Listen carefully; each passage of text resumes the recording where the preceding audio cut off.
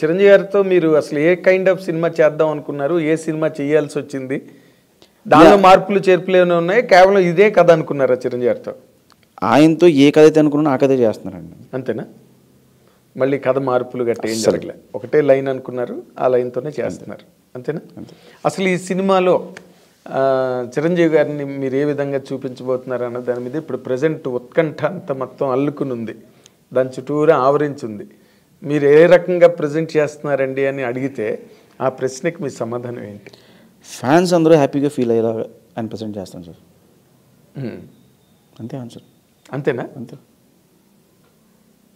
అంటే ఫ్యాన్స్ అందరూ హ్యాపీగా ఫీల్ అవుతారు. ఫ్యాంటసీ అనగానే ఇప్పుడు చిరంజీవి గారితో ఎటువంటి ఫ్యాంటసీ, ఒకటి ఆల్రెడీ ఆయన చేసిన ఫ్యాంటసీ ఒకటి ఉంది, జగదేక వీరుడు సుందరి. సో ఆ లైన్స్లో ఉంటుందా అనే ఒక జనరల్ చాలా డిస్కషన్స్ వచ్చినాయి సార్. జగదేక వీరుడు సుందరికి సీక్వెల్ అని ప్రీక్వెల్ అని వచ్చింది, బట్ ఇది ప్రీక్వెల్ సీక్వెల్ ఏది కాదు, ఇట్స్ ఫ్యాంటసీ ఫిల్మ్ అంతే. ఎందుకు మిమ్మల్ని అడుగుతున్నానంటే ఈ పాయింట్లు, మీరు చిరంజీవి గారితో సినిమా స్టార్ట్ చేసిన తర్వాత ఇదే ఫస్ట్ ఇంటర్వ్యూ అనుకుంటున్నాను నేను. అవును, ఇదే first interview. Yes, thank you for that and I dream should thank you for that.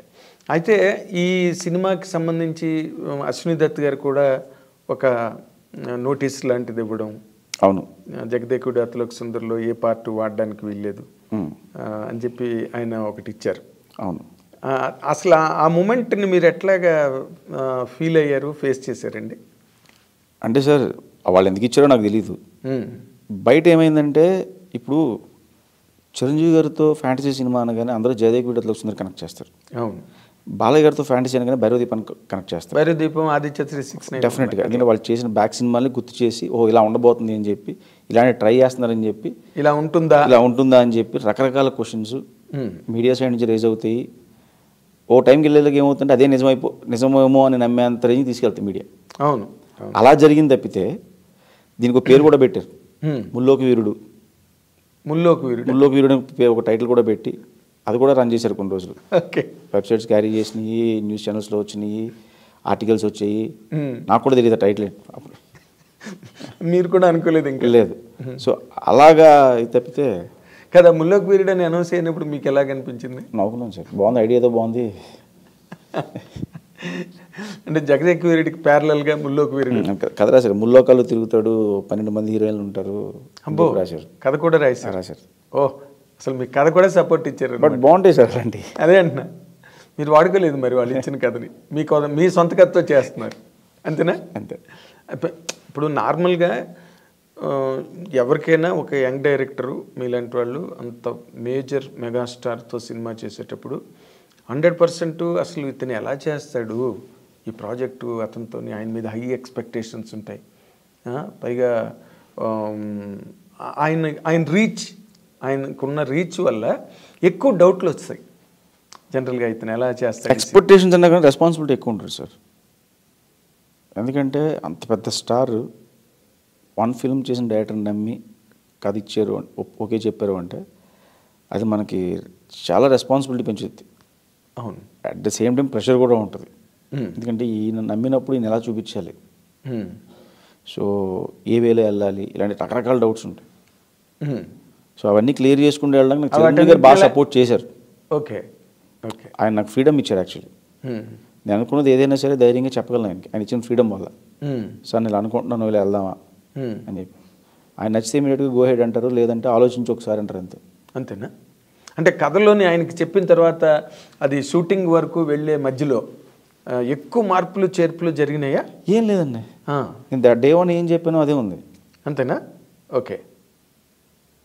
లెంత్లో ఎక్కువైతే అవన్నీ ట్రిమ్ చేసాం, పేపర్ మీద ఎడిట్ చేసాం తప్పితే, మేము పేపర్ మీద ఇది అనవసరంగా పడదలే వద్దు ఇలాంటివి తీసాను తప్పితే, మేము డే వన్ ఏమనుకుని కథ చెప్పామో అదే ఉంది. ఓకే. అంటే ఇప్పుడు ఆయన కెరీర్లో జగదేకుడు అతిలోక సుందరి అన్నది one of the best films, there is no doubt. మళ్ళీ ఆయన చేస్తున్నది ఇదే ఫ్యాంటసీ సినిమా ఇంత గ్యాప్ తర్వాత. ఇది ఏ రేంజ్లో ఉండొచ్చండి ఊరికే? అంటే ఒక జనరల్ ఐడియాకి జగదేకుడు Athiloka Sundari all time great hit sir. ఏ రేంజ్ అనే దానికి మన దగ్గర మెజర్మెంట్, థర్మామీటర్ మెజర్మెంట్ ఏం లేవు సార్. అది మనం కొలిసి చెప్పలేము. అది అదే టైలర్ టేప్ వేసి ఇది ఈ రేంజ్ ఉంటుంది, ఇది ఈ రేంజ్ ఉంటుంది, అందరూ ఆ రేంజ్ సినిమా చేయాలని చేస్తాం. ఓకే. అది బయటకు వచ్చిన తర్వాత అది కనెక్ట్ అయితే ఆడియన్స్ చెప్తారు ఆ రేంజ్ ఏంటనేది. అంతే తప్పితే నేను ఈ రేంజ్ సినిమా చేస్తాను అంటే తక్కువైతే చేయవా ఎక్కువైతే చేయవా ఒప్పుకోవా అంతే కదా సార్. ఇప్పుడు 100కి చేస్తానంటాను, 110 అయితే చేయవా నువ్వు, 1000 అయితే చేయవా, ఇంతే చేస్తావా లేదా తక్కువ చేస్తావా అన్నది ఉంటుంది. ఉండదు. మనం నమ్మి తీసిన ప్రోడక్ట్ బయటికి వెళ్ళిన తర్వాత ఆడియన్స్ ఇచ్చేదే రేంజ్. ఆఫ్ కోర్స్ సో డెఫినెట్గా ఒక రేంజ్ సినిమా నమ్మే స్టార్ట్ చేస్తాం, కరెక్ట్, నమ్మే తీస్తాం. కరెక్ట్. బయటికి వెళ్ళిన తర్వాత చెప్పాలి ఆడియన్స్ అది. అంటే ఇందులో ఒక పాయింట్ ఉంది. మీరు అనుకున్న కథ ఓవరాల్గా కనుక చూస్తే ఇప్పుడు బింబిసార తర్వాత వశిష్ఠ కదా, బింబిసార ముందు కాదుగా, బింబిసార తర్వాత వశిష్ఠ కాబట్టి అసలు తను ఎట్లాగా ఇప్పుడు మీ మీద మీకు కూడా ఒక నమ్మకం డెవలప్ అవుతుందిగా. డెఫినెట్గా నమ్మకం ఉంటుంది. ఎస్, నేను 100% కొడతాను ఈ సినిమాతో, చిరంజీవి గారి సినిమా అనే ఒక నమ్మకం అయితే ఉంటుందిగా. ఉంటుంది 100%. ఆ నమ్మకం పరంగా నేను అడుగుతున్నా, అసలు ఈ సినిమా అనేది ఎంత వైడర్ స్పాన్ని క్యాచ్ చేస్తుంది, కవర్ చేస్తుంది? సార్ నేను ఇమాజిన్ చేసుకుంది ఇది ఆయన కెరియర్లో టాప్ 10 ఫిలిమ్స్ ఉంటే ఫస్ట్ 3లో ఉండాలనుకుంటున్నాను సార్ నేను. ఓకే.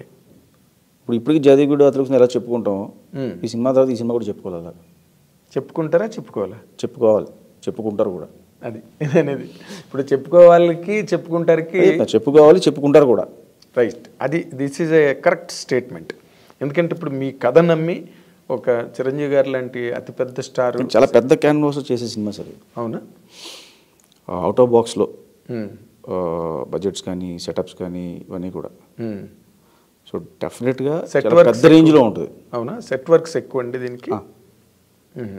అంటే ఒక కొత్త వరల్డ్ క్రియేట్ చేస్తున్నాం. ఓకే. ఆ వరల్డ్ అనేది లైక్ మనకి డిస్నీ ఫిలిమ్స్లో ఎలా ఉంటుందో అలాంటి ఒక వరల్డ్స్. ఓకే.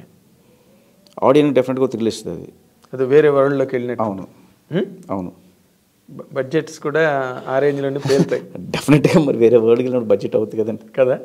అది అంటే ఆడియన్స్ ఎంజాయ్ చేయడం అంటూ మొదలెడితే ఇంకా ప్రతి బిట్టు ఎంజాయ్ చేస్తారు డెఫినెట్గా. ఏదో ఒక బ్లాక్ బాగుందిరా, లేకపోతే ఫస్ట్ హాఫ్లో బాగుంది, సెకండ్ హాఫ్ బ్లాక్ బాగుంది అని అనుకుంటే అది వేరే. బట్ ఎవ్రీ బిట్ ఎప్పుడైతే ఎంజాయబుల్గా ఉంటుందో టేక్ ఆఫ్ దగ్గర నుంచి, కథపరంగా చెప్పాలి అంటే, కథపరంగా మాట్లాడుకోవాలంటే మీ కథను మీరు ఏం చెప్తారు సార్ ఆ కథ గురించి? అంటే నాకు అర్థం కాలేదు మీరు అడిగిన క్వశ్చన్. ఇప్పుడు కథ గురించి చెప్పాలి అని అంటే ఈ కథలో ఒక ఎంటర్టైన్మెంట్ కానీ, లేకపోతే థ్రిల్లింగ్ ఎక్స్పీరియన్సెస్ కానీ, లేకపోతే ఒక ఇమోషనల్ బెంట్ కానీ దాంట్లో ఇవన్నీ ఉంటాయా, లేకపోతే కంప్లీట్గా ఒక ఎంటర్టైన్మెంట్ లాగే వెళ్ళిపోతుంది? It's emotional film sir. ఒక చిన్న ఎంటర్టైన్మెంట్తో స్టార్ట్ అయ్యి ఒక ఎమోషనల్గా ఒక ఫ్యాంటసీ వరల్డ్లోకి ఎంటర్ అవుతాం. బేసికల్గా ఎమోషన్ లేకపోతే ఏ సినిమా ఆడదు సార్. నా నమ్మకం, నాకు తెలిసిన నాలెడ్జ్ ప్రకారం, యాజ్ పర్ మై నాలెడ్జ్, నాకు తెలిసిన నాలెడ్జ్ ప్రకారం ఎమోషన్ అనేది సినిమాని నిలబెడితే నమ్ముతున్నాను. కరెక్ట్. దానికి ఇవన్నీ కూడా డెకరేషన్స్ అంతే. సో ఒక ఎమోషనల్ డ్రామా ఉంటుంది. ఏంటి ఎమోషనల్ డ్రామా? అది ఇప్పుడు చెప్పకూడదు సార్. అంతేనా? మీరు నెక్స్ట్ రిలీజ్ తర్వాత తీసుకోవాల్సిన ఇంటర్వ్యూ